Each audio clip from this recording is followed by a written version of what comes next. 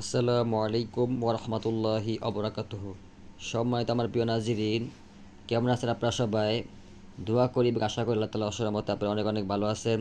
আমি আপনাদের দোয়ার বরকতে অনেক অনেক ভালো আছি। আজকে আমি আপনাদের জন্য খুব মজারব একটা হাজিরা দেখার আমল নিয়ে হাজির হয়েছি, রোগ নির্ণয় করার আমল নিয়ে হাজির হয়েছি। এই আমলটি সম্পূর্ণ কোরআনের একটি আমল, রোকেয়া পদ্ধতির মাধ্যমে খুব সহজ একটি আমল। ইনশাআল্লাহ আপনারা যারা রোগীদের রোগ নির্ণয় করতে পারেন না, তাদের জন্য একটি মজারব একটি আমল, খাস একটি আমল। আপনাদেরকে পবিত্র ঈদ উল ফিতর উপলক্ষে আমলটি দিতেছি। আপনারা সবাই আমার জন্য দোয়া করবেন। এবং আপনাদেরকে আরেকটি সংবাদ বলতেছি যে অতি শীঘ্রই আমাদের ৩ নং ব্যাচ শুরু হবে। ইনশাআল্লাহ আমরা সম্পূর্ণ তাবিজ কবজ নকশা ছাড়াই কাজগুলো করার জন্য আপনাদেরকে প্রফেশনাল মুক্তাবির হওয়ার জন্য তৈরি করে দেবো ইনশাআল্লাহ। আপনারা যারা তদবির শিখতে চান, আমাদের কাছে সম্পূর্ণ তাবিজ কবজ ছাড়াই আমরা কাজগুলো করে থাকি। আপনারা ইনশাআল্লাহ এই কাজগুলো শিখতে পারলে আমাদের কাছে ইনশাআল্লাহ আমরা কথা দিতে পারি, আপনারা কোরআন সুন্নাহ মোতাবেক কাজ করতে পারবেন, কোনো তাবিজ কবজ লাগবে না ইনশাআল্লাহ। এই জন্য আপনারা স্ক্রিনে দেওয়া নাম্বার যোগাযোগ করবেন। ইনশাআল্লাহ আমাদের ৩ নং ব্যাচ 5 তারিখ থেকে শুরু হবে ইনশাআল্লাহ। আপনারা যারা আগে যোগাযোগ করছিলেন, আমি সময়ের জন্য করতে পারিনি, ইনশাআল্লাহ এখন থেকে আপনারা যোগাযোগ করবেন, ইনশাআল্লাহ ভর্তি হয়ে যাবেন।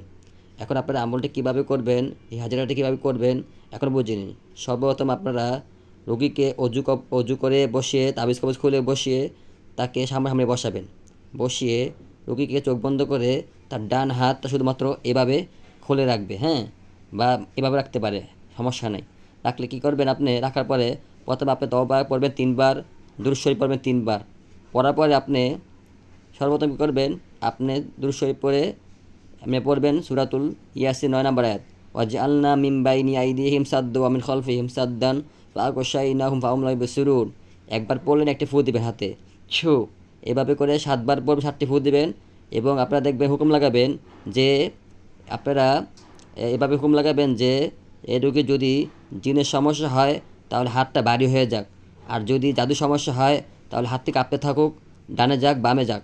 এভাবে বললে ইনশাল্লাহ দেখবেন রোগীদের রোগ নির্ণয়গুলো সুন্দরভাবে করতে পারবেন। কোরআন একটি আমল, রোকেয়া পদ্ধতির আমল একটি, আপনারা খুব সহজেই আমলটি করতে পারবেন। আপনারা যদি ভিডিওটি আমলটি বুঝতে না পারেন তাহলে আমাকে কমেন্ট করবেন এবং আমার জন্য দোয়া করবেন। সবাইকে অগ্রিম ঈদ মোবারক। আসসালামু আলাইকুম ওয়া রাহমাতুল্লাহি ওয়া বারাকাতুহু।